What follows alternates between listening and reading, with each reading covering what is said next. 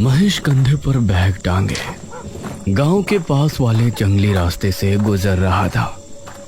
उसके हाथ में एक चिट्ठी थी जिसको पढ़ते हुए वो अपने कदमों को आगे बढ़ा रहा था।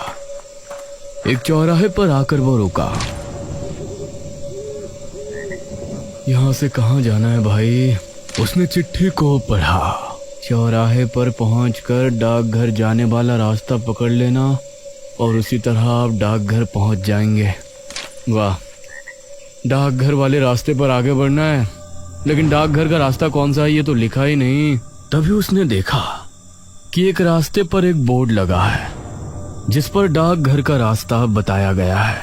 शुक्र है भगवान का, वो उसी रास्ते पर आगे बढ़ गया। तकरीबन 15 मिनट चलने के बाद उसे जंगल के बीच एक डाकघर नजर आया। लगता है यही है। डाकघर के बाहर एक आदमी खड़ा हुआ था। क्या आप ही नए डाक बाबू हैं? जी हाँ, सही पहचाना। मेरा नाम महेश है। मेरा यहाँ डाक बाबू के लिए पोस्ट किया गया है। ठीक है साहब, ये डाकघर है और मैं आपका शागिर्द राजू। अब आप अंदर जाइए, मैं सुबह आपका नाश्ता ले आऊंगा। अरे ऐसा कैसे हो सकता है? आप मेरे शागिर्द हैं, ये आपकी ड्यूटी है। आप मेरे साथ नहीं रहेंगे तो कौन रहेगा? वो मुझे पता है साहब, लेकिन मैं रात में यहाँ नहीं रुक सकता। चाहे आप मुझे नौकरी से निकलवा दीजिए। हाँ।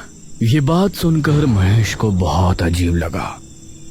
ये कहकर राजू वहां से चला गया। कमाल है, मेरा शागिर्द होने के बावजूद मेरी मर्जी के खिलाफ चला गया। चलो कोई बात नहीं, बुजुर्ग आदमी है, क्या ही बोलूं। ये कहकर वो डाकघर के अंदर चला गया। डाकघर अंदर से काफी पुराना लग रहा था, लेकिन उसमें सफाई अच्छे से हुई थी। एक शेल्फ था जिसमें कई किताबें रखी हुई थी और आसपास लगे शेल्फ में फाइल और चिट्ठियां रखी थी। अरे, ऐसा लगता है कि यहाँ कई दिनों से कोई डाक बाबू नहीं आया है। उसने एक किताब निकाली और बिस्तर पर लेटकर पढ़ने लगा। इस तरफ राजू अभी तेज तेज कदमों के साथ आगे बढ़ रहा था। मुझे जल्दी से निकल जाना चाहिए, वरना वो आ गया तो राम राम राम राम। तभी राजू को पीछे साइकिल की घंटी और सांसों की आवाज सुनाई देने लगी।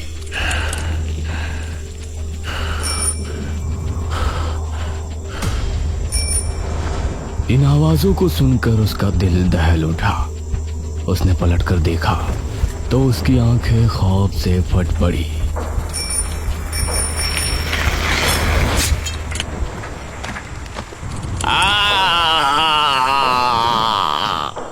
महेश की यहाँ पहली रात थी, इसलिए उसे नींद भी नहीं आ रही थी। करीब 12 बजे अचानक सियारों के रोने की आवाज आई और महेश चौंक गया। उसके हाथ से किताब छूटकर नीचे गिर गई। अरे, ये तो जंगल है, यहाँ तो ऐसी आवाजें आना आम बात है। मुझे इनकी आदत डालनी पड़ेगी। उसने किताब उठाई और फिर से पढ़ने लगा।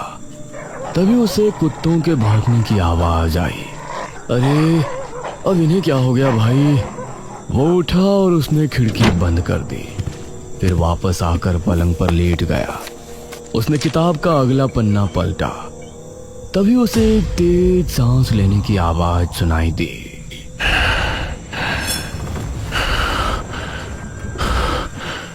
और साइकिल के पेडल के साथ घंटी की आवाज भी सुनाई दी। ये इतनी रात को कौन साइकिल पर घूम रहा है? और ये सांसों की आवाज?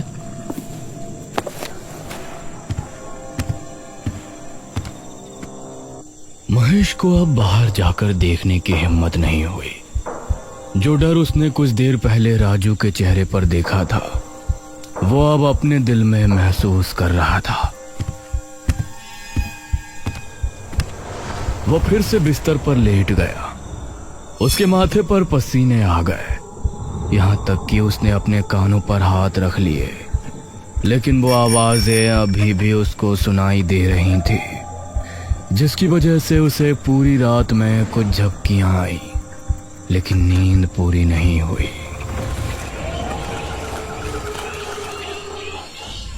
सुबह के 6 बजे जब घंटा बजा तो उसकी आंख खुली। हे भगवान, शुक्र है तेरा। उसने खिड़की खोली और आसपास देखा तो सब कुछ ठीक था।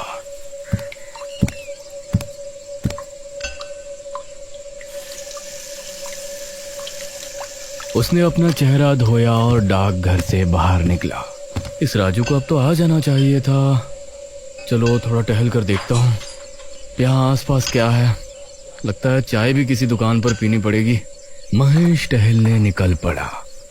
उसने पाया कि जंगल में साफ सुथराई का इंतजाम अच्छा नहीं है। वो टहलते हुए सड़क पर निकल आया और उसे एक चाय की टपरी नजर आई। जी नमस्ते भाई। नमस्ते साहब, इस गांव के तो नहीं लगते, कहाँ से आए हैं? सही पहचाना चाचा, मैं वो डाकघर का नया बाबू हूँ। ये सुनकर वहाँ मौजूद सभी लोग महेश को घूरने लगे। क्या आप उस डाकघर के बाबू हैं? क्या आप रात को वहाँ रुके थे? ये सुनकर महेश को अजीब लगा। हाँ, अब वहाँ पोस्ट हुआ है तो दिन हो या रात, मुझे ठहरना तो पड़ेगा। इसमें इतनी हैरानी वाली कौन सी बात है? अरे नहीं नहीं, कुछ नहीं। आपको कोई परेशानी नहीं है तो ठीक है, वरना हमने तो यही देखा है कि जो भी डाक बाबू आता है वो या तो रात को रुकता नहीं, और रुकता है तो अगले दिन भाग जाता है। चाय वाले की बात सुनकर अब महेश को राजू की बात ध्यान आई। कैसे वो भी वहां रुकने को तैयार नहीं था।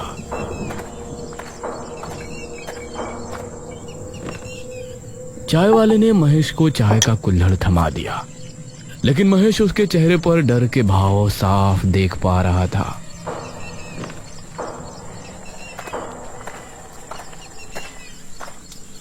महेश चाय पीकर वापस डाकघर आया तो उसे फोन आया। जी महेश बाबू बोल रहा हूँ। डाक बाबू, मैं गांव का मुखिया बोल रहा हूँ। वो असल में आपका शागिर्द आज आपके पास नहीं आएगा। अरे लेकिन क्यों नहीं आएगा मुखिया जी? मैंने तो अभी नाश्ता तक नहीं किया। अरे वो कोई बात नहीं, हम कुछ दिनों में नया शागिर्द आपको दे देंगे। खाने पीने का इंतजाम आपको मैं करवा दूंगा, बस आप कुछ दिन इंतजार कर लीजिए। बड़ी अजीब बात है, कोई पूरी बात बताता ही नहीं। महेश ने फाइल निकाली और अपना काम करने लगा। दोपहर तक उसने रजिस्टर का काम किया और फिर दोपहर से शाम तक चिट्ठियां बांटने गया।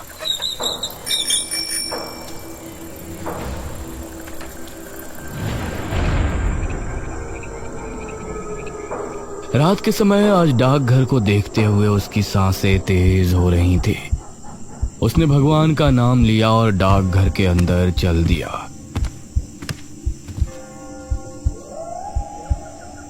इसी गांव के एक घर में विपुल अपनी पत्नी निराजना के साथ बैठा था। ए जी, मुझे इस बार बम्बई घूमने जाना है। कई साल हो गए आप मुझे कहीं लेकर नहीं गए।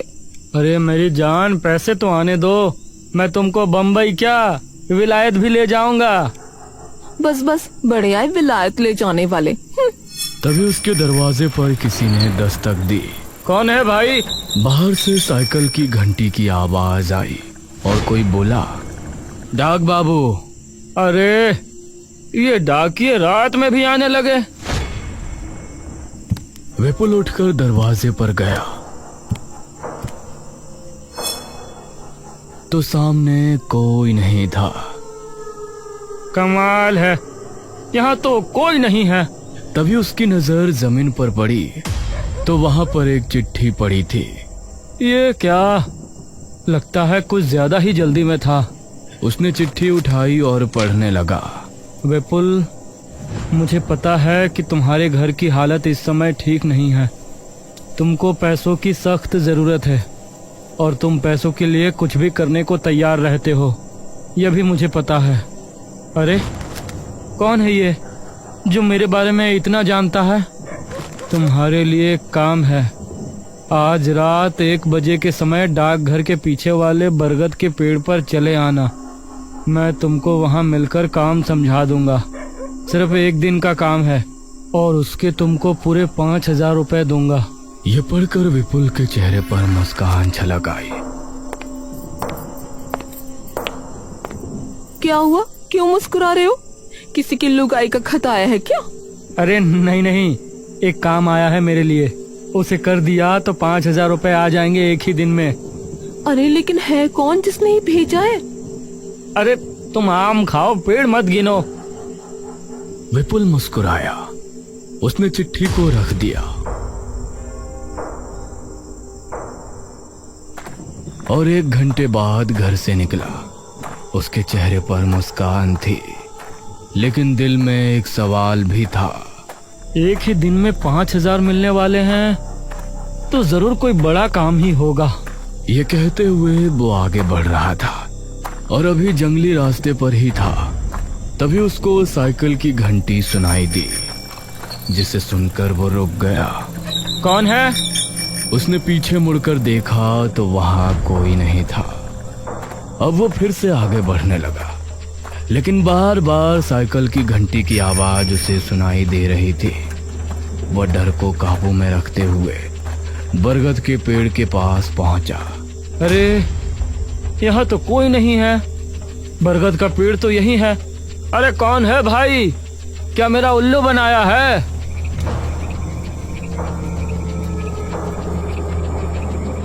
उसने इधर देखा तो आसपास कोई नहीं था।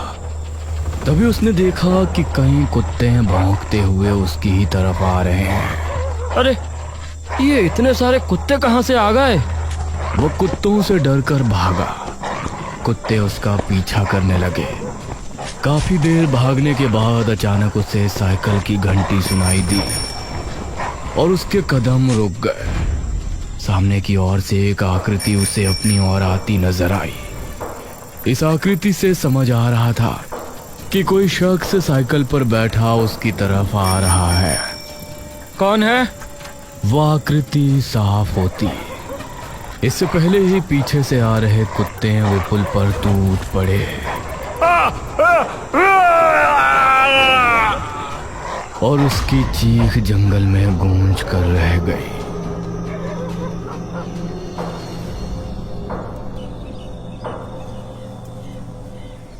सुबह होने पर विपुल की लाश जंगल में पाई गई। उसकी पत्नी उसकी लाश के पास बैठी रो रही थी। कुछ गांव वालों के साथ मुखिया और महेश भी वहां मौजूद थे। ये विपुल इतनी रात में भला यहाँ क्या करने आया था?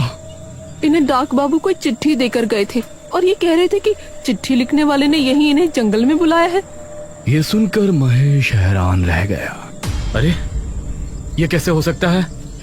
मैं तो रात में कहीं कोई चिट्ठी देने नहीं गया। ये सुनकर मुखिया और सभी गांव वाले हैरान रह गए, लेकिन किसी के मुंह से कुछ नहीं निकला। इस घटना को देखकर महेश के मन में कई सवाल उठे, लेकिन जवाब देने वाला कोई नहीं था। वो डाकघर वापस आया और अपने काम में लग गया। अगली रात मुखिया की बेटी नुपुर अपने पतिदेव बलदेव के साथ अपने घर पर बैठी बातें कर रही थी। तभी दरवाजे पर दस्तक हुई। जरा देखो तो जान, कौन है दरवाजे पर? अरे मैं क्यों देखूं? पूरा दिन काम करके थक चुकी हूँ, तुम देखो। अरे इतने बड़े घर में रह रही हो, फिर भी मेरी जरा भी कद्र नहीं है तुमको। अरे वाह, भूल गए, ये बड़ा सा घर तुमको मिला भी है मेरी वजह से। चलो जल्दी से जाओ। उसकी बात सुनकर बलदेव दरवाजे पर पहुंचा तो उसे सामने जमीन पर एक चिट्ठी नजर आई। इतनी रात में भला कौन चिट्ठी देने आया होगा? उसने चिट्ठी को उठाया और पढ़ने लगा। तुम्हारे गुनाहों की सजा तुमको मिलने वाली है। तुमने जिस गुनाह को अंजाम देकर सच छिपा लिया था, अब वो सबके सामने आने वाला है। क्या हुआ जी? आपके चेहरे का रंग कैसे उड़ गया? अरे इस चिट्ठी में लिखा है कि उसने सारी बात नुपुर को बताई। कौन है ये? कहीं से सचमुच कुछ पता तो नहीं? आगे पढ़ता हूँ। मुझे तो बहुत डर लग रहा है। अगर तुम चाहते हो कि तुम्हारा गुनाह अब भी छिपा रहे तो तुम 12 बजे डाकघर के पीछे लगे बरगद के पेड़ पर पहुंच जाओ। मैं वहां तुमको मिलूंगा। बाकी की बातें वहीं होंगी। हमें जाना होगा। ये जो भी है, हमें इसको रोकना ही पड़ेगा। अब बलदेव नुपुर को लेकर घर से निकला और बरगद के पेड़ की तरफ रवाना हो गया। उसे कुछ ही दूरी पर डाकघर भी दिखाई दे रहा था। कौन है? क्या कोई मुझे सुन पा रहा है? तभी इन दोनों को साइकिल की घंटी सुनाई दी। दोनों ने चौंकते हुए देखा तो वही साइकिल सवार आकृति उनकी तरफ बढ़ रही थी। वह बहुत तेजी में था। वो बिजली की रफ्तार से इनके करीब आया और इन पर भी हमला हुआ। यह चीख डाकघर में बैठे महेश को सुनाई दी। इस बार मुझे देखना ही पड़ेगा। महेश जल्दी से उस जगह पहुंचा तो उसने पाया कि बलदेव और नुपुर उसी हालत में मरे पड़े हैं जैसे विपुल की मौत हुई थी। कौन है ये? क्यों लोगों को मार रहा है? कोई जानवर है या राक्षस? तभी उसने सामने से एक साइकिल को आते हुए देखा। उसे आता देखकर महेश का गला सूख रहा था। जैसे जैसे उसका चेहरा साफ होता गया तो महेश के दिल की धड़कन मानो ट्रेन के इंजन की तरह दौड़ पड़ी। महेश ने आगे कदम बढ़ाया लेकिन उसका पैर एक पत्थर से टकराया।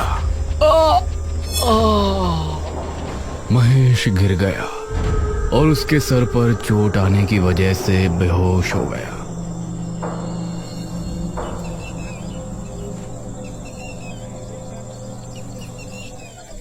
सुबह जब उसकी आंख खुली तो गांव के कुछ लोग और मुखिया भी वहां मौजूद था। मुखिया अपनी बेटी और दामाद की लाश के पास बैठा रो रहा था।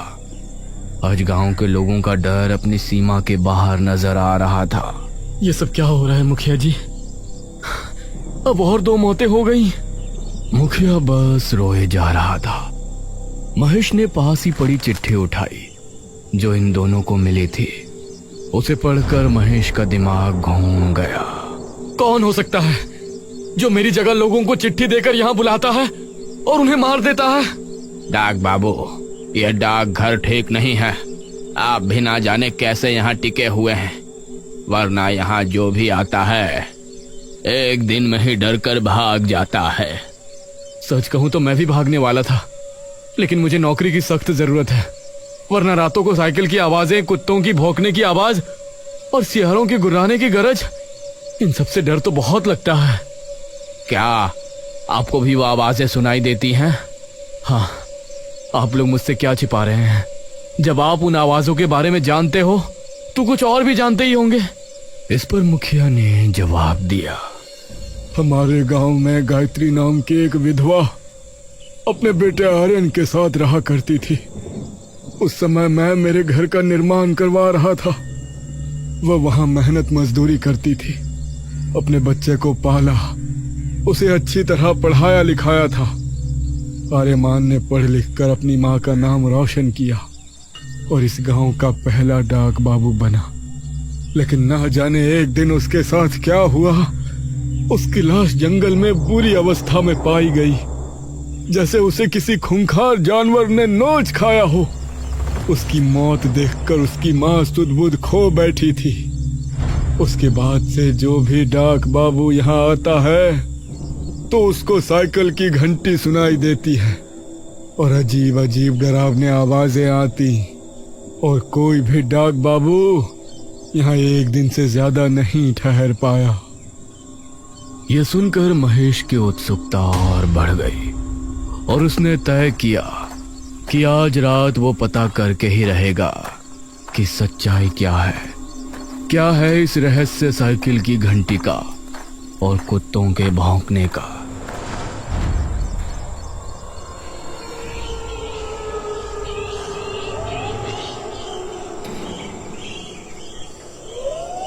रात होने पर महेश डाकघर के दरवाजे पर खड़ा हो गया। कभी कुत्तों के भौंकने की आवाज आती तो कभी सियारों के रोने की, लेकिन आज महेश हिम्मत करके अपनी जगह खड़ा हुआ था। ठीक 11 बजे उसे साइकिल की घंटी सुनाई दी तो उसके कान खड़े हो गए। उसने पाया कि सामने से उसे वही आकृति आ रही है, लेकिन वो हिम्मत करके वहां खड़ा रहा। वो आकृति नजदीक आई और एक चिट्ठी फेंक कर आगे निकल गई। महेश उसका चेहरा नहीं देख पाया, लेकिन चिट्ठी देखकर उसकी सांसें तेज चलने लगी। उसने चिट्ठी उठाई और पढ़ना शुरू किया। मेरा नाम आर्यमन है। मैं इस गांव का पहला डाक बाबू बनकर बहुत खुश था और कई सालों की नौकरी के बाद मैंने पैसे जमा किए थे। अपनी पुश्तैनी जमीन बेचकर मैंने अपने कमाए हुए पैसे मिलाए और उसके बाद गांव का सबसे बड़ा घर खरीदना और उसके अंदर अपनी माँ को रहते हुए देखना मेरी ख्वाहिश थी। लेकिन वो घर मुखिया ने अपनी बेटी के नाम कर रखा था। मैंने मुखिया से उसे खरीदने की बात कही तो उसने मुझसे पैसे तैयार रखने को कहा। अगली रात मुखिया अपने दामाद बलदेव और एक आदमी विपुल के साथ डाकघर आया। मुखिया जी, मैंने कागजात बनवा लिए हैं, आप इन कागजात पर दस्तखत कर दें, फिर ये पैसे आपके और वो घर मेरा। मुखिया ने पहले पैसों की गिनती विपुल और बलदेव से करवाई। मुखिया जी, अब इन कागजों पर अपने दस्तखत कर दें। क्यों नहीं डाक बाबू? तभी मुखिया ने विपुल को इशारा किया और उसने मेरे सर पर डंडा मारा।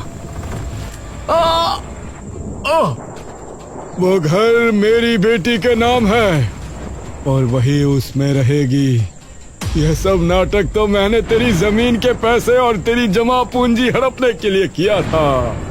इस गांव में सबसे अमीर मैं हूँ और मैं ही रहूंगा। मुखिया और उन गांव वालों ने मिलकर मुझे बरगद के पेड़ के नीचे फिकवा दिया। इसलिए जब भी कोई डाक बाबू आता है तो मैं उसे अपनी कहानी सुनाने की कोशिश करता, क्योंकि मैं चाहता था कि मुखिया की और मेरे खून की हकीकत सबके सामने आए। यह खत पढ़कर महेश को मुखिया पर बहुत गुस्सा आया।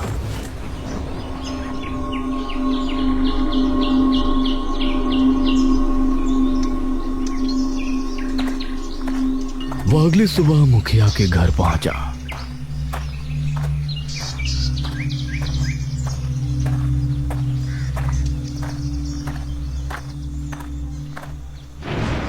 मुखिया जी, आपने जो आर्यमान के साथ किया था उसकी आत्मा ने मुझे सब बता दिया है। अरे अरे ये क्या बकवास कर रहे हो तुम? अगर अपनी भलाई चाहते हो तो आज रात डाकघर आ जाना। मैंने एक तांत्रिक को बुलाया है। वो तांत्रिक आर्यमन की आत्मा को कैद करके ले जाएगा और फिर इस गांव से उस आत्मा का खतरा हमेशा के लिए खत्म हो जाएगा। मुझे भी उससे तभी छुटकारा मिलेगा। यह सुनकर मुखिया के चेहरे पर मुस्कान छलक आई। ये हुई ना बात। मुखिया बहुत खुश हुआ।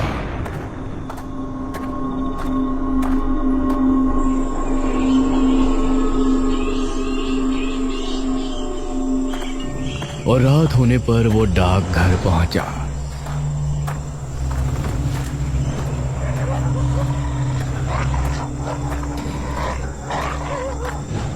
अरे महेश, तुम तो किसी तांत्रिक को बुलाने वाले थे ना? कहाँ है वो तांत्रिक? अब आप आ गए हैं तो वो भी आता ही होगा। उसके इतना कहते ही साइकिल की घंटी की आवाज सुनाई दी। मुखिया के चेहरे का रंग उड़ गया। दोनों को सामने से आकृति नजर आई और कुछ ही दूरी पर आकर वो रुक गई। ये क्या है? तूने मुझे मारकर अच्छा नहीं किया मुखिया। अब मैं तुझे जिंदा नहीं छोड़ूंगा। अरे ये क्या है महेश? उसकी आत्मा हमारे सामने है। अरे जल्दी से तांत्रिक को बुलाकर इसे कैद कराओ। क्या तुम भी इससे मिल गए हो? अगर किसी को भी बताया कि इसे मैं नहीं मारा था तो मैं तुमको भी जिंदा नहीं छोड़ूंगा। हाँ। उसी समय वहां छिपा कोतवाल सामने आया। मुखिया जी, मैंने सब कुछ सुन लिया है। अब अपने आप को कानून के हवाले कर दो। कोतवाल को देखकर मुखिया हैरान रह गया और भागने लगा। तभी आर्यमन की आत्मा ने उसे हवा में उठाया अरे! और उसे बहुत ऊपर से ले जाकर छोड़ दिया।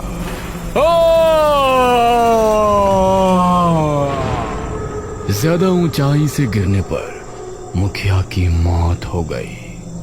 अब मेरी माँ को उस घर में पहुंचाना भी तुम्हारा ही काम है महेश। मैं जरूर करूंगा।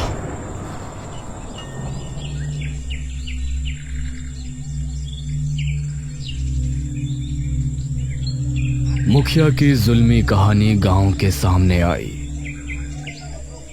अब महेश के बयानों को लेने के बाद कोतवाल के जरिए आर्यमन की मां को उस बड़े से घर में रहने की इजाजत मिल गई। उसे अपने बेटे की मौत का गम था, लेकिन उसका सपना पूरा होने की खुशी भी थी। उसके बाद महेश अच्छे से अपने काम में लग गया।